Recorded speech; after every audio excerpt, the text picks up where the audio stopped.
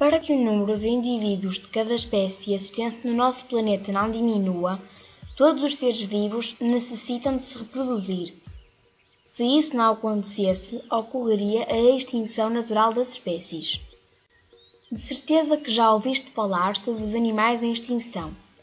Mas sabias que também há plantas ameaçadas de extinção? A chave para a solução deste problema da extinção natural é a reprodução.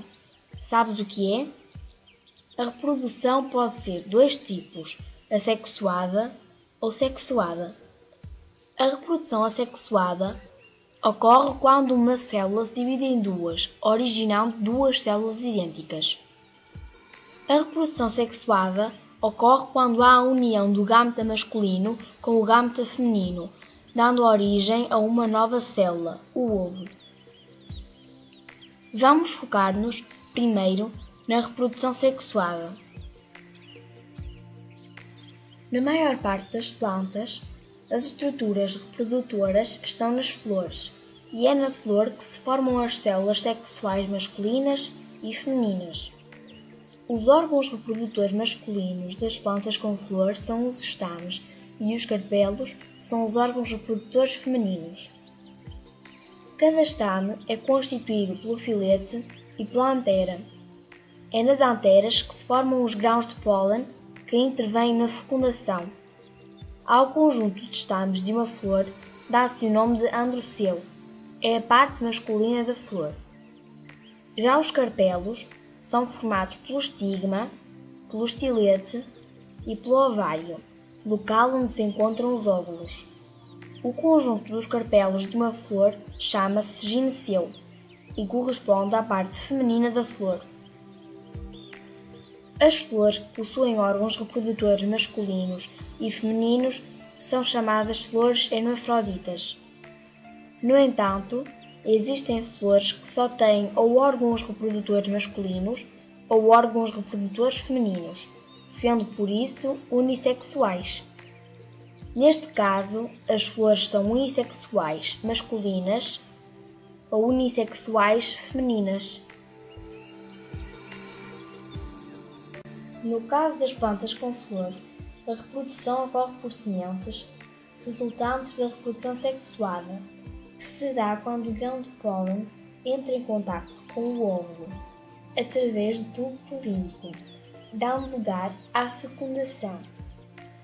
Para se formar uma nova planta, é preciso, em primeiro lugar, que ocorra a polinização, que é o transporte dos grãos de pólen libertados pelas anteras maduras até ao estigma de uma flor, que pode ser da mesma planta ou de outra planta da mesma espécie.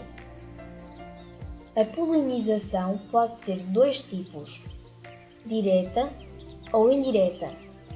A polinização direta, também conhecida por autopolinização, ocorre quando o pólen é transferido da antera de uma flor para o estigma dessa mesma flor. Neste caso, o pólen não sai da flor em que foi produzido. A polinização indireta ou cruzada ocorre quando o pólen produzido pela antera de uma flor é transferido para o estigma de outra flor. Neste caso, as duas flores envolvidas na polinização podem pertencer à mesma planta ou a outras plantas, desde que sejam da mesma espécie, claro. Como imaginas, se as espécies forem diferentes, a reprodução é improvável, porque as espécies serão incompatíveis. E como é que o pólen consegue passar de uma flor para outra? Com a ajuda dos agentes de polinização, como é o caso do vento, da água, dos insetos, das aves e de outros animais.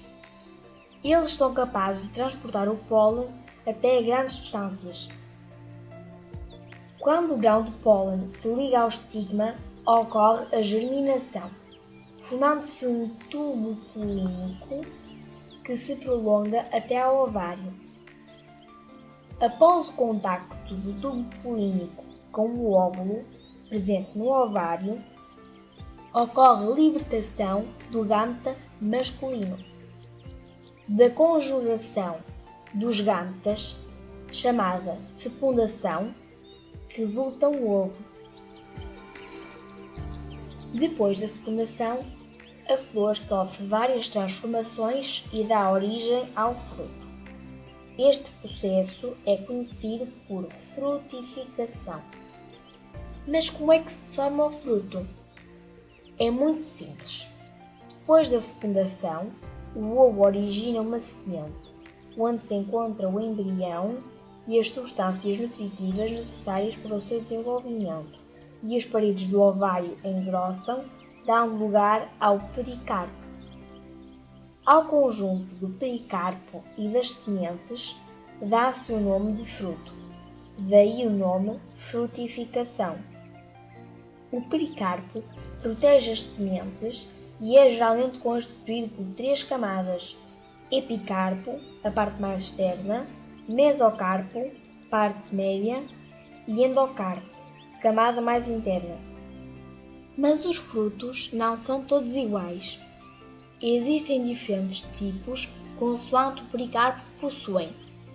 Se o pericarpo é rico em água e substâncias de reserva, como é o caso da laranja e da cereja, o fruto é carnudo. Se, por outro lado, o pericarpo é seco, pobre em água e substâncias de reserva, como acontece nas vagens do fajoeiro e nas castanhas, por exemplo, então o fruto é seco. Voltando às fases de reprodução nas plantas com flor. Passamos agora à disseminação. Como podes imaginar, as plantas precisam de espaço para se desenvolver e por isso as sementes não podem ficar no mesmo local. Precisam de ser espalhadas. Ao transporte das sementes até ao local onde vão germinar, chama-se disseminação. Como não conseguem deslocar-se, as plantas recorrem a vários mecanismos e agentes de transporte para espalhar as suas sementes. A disseminação pode depender da própria planta, como acontece com a acácia rubra, cujos frutos de grandes dimensões se abrem por si mesmos e libertam passivamente as sementes em seu redor, tal como a maioria das leguminosas. Outras plantas dependem de agentes de disseminação, como o vento, a água ou os animais, para espalharem as suas sementes. Os animais, por exemplo, podem engolir os frutos que contêm as sementes. Estas, não sendo digeridas, são expulsas com as fezes noutros locais. A pergunta que agora estás a pensar fazer é: como é que uma semente origina uma nova planta? Para que isto aconteça, é preciso que ocorra a germinação das sementes, processo a partir do qual se forma uma nova planta. Se as sementes estiverem em bom estado e encontrarem condições favoráveis de solo, ar, temperatura e umidade, sofrem um conjunto de transformações e originam uma nova planta. E sabes como é constituída uma semente? As sementes têm uma película exterior que as protege, à qual damos o nome de tegumento. Para além do tegumento, as sementes são ainda constituídas pela amêndoa, que equivale à parte interna, e é formada pelo embrião e por 1 ou 2 cotiledones. O embrião é a parte principal da semente, pois ao germinar dará origem à nova planta. Podes pensar nele como se fosse uma planta em ponto pequeno e possui radícula, estrutura que irá originar a raiz, caulículo, que originará o caule, e gémulas, que darão origem às folhas da nova planta. Já os cotilédones contêm, muitas vezes, as substâncias nutritivas que permitirão à nova planta desenvolver-se até começar a realizar a fotossíntese. Todos estes constituintes das sementes são muito importantes na altura da germinação. Durante este processo de transformação, o embrião desenvolve-se e a nova planta começa a crescer, recorrendo às reservas nutritivas que estão armazenadas nos cotilédones. Quando a planta começa a realizar a fotossíntese, produzindo o seu próprio alimento, por vezes os cotilédonos secam, murcham e caem. Até agora estivemos a falar da reprodução nas plantas com flor. Mas sabias que existem plantas que não têm flor? Os musgos e os fetos são um bom exemplo disso. Nestes casos em que não há flores, como ocorrerá a reprodução? As plantas sem flor reproduzem-se através de esporos. Cada esporo tem a capacidade de originar uma nova planta.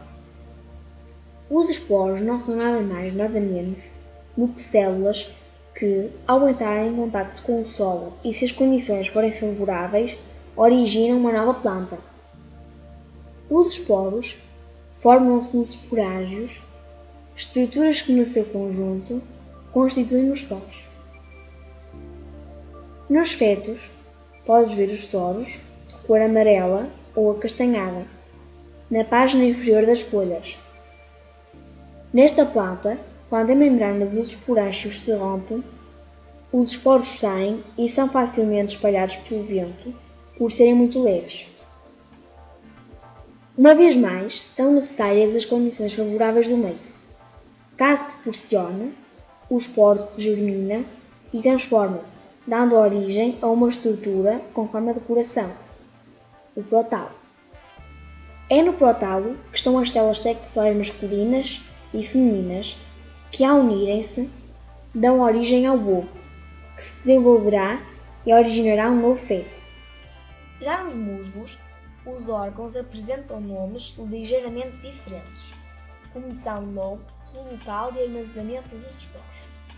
Neste tipo de plantas, os esporos encontram-se numa cápsula, situada na extremidade de um filamento chamado seda. Quando fica madura, a coifa, estrutura que tapa a cápsula, cai e os esporos são libertados. Se germinarem, os esporos originam um protonema com vários botões que darão origem a novos musgos, contribuindo assim para a reprodução da planta. A tua curiosidade não ficaria satisfeita se não abordássemos a reprodução assexuada. Sim, porque, como já vimos antes, nas plantas também é possível a reprodução sem ser através da união do gâmeta masculino com o gâmeta feminino. A reprodução assexuada é um processo rápido e, por isso, é muito utilizado na agricultura.